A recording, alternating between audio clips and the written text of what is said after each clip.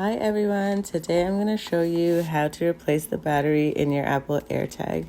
It's a quick and easy process, so let's get started. First, you'll need your AirTag and a new CR2032 coin battery. You can find these batteries at most electronic or drug stores or dollar store. Now hold your AirTag with the polished stainless steel battery cover facing you. You're going to press down on the cover and rotate it clockwise until it stops.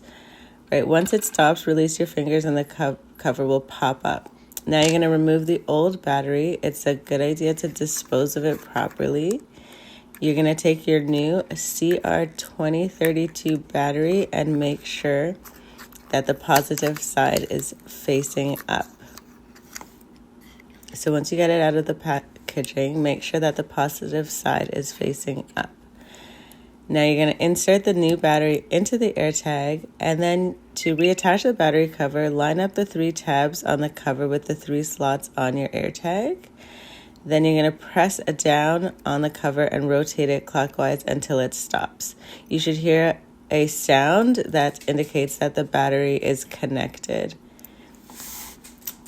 And once you hear that sound, that's it. Your AirTag is now ready to use with a fresh battery.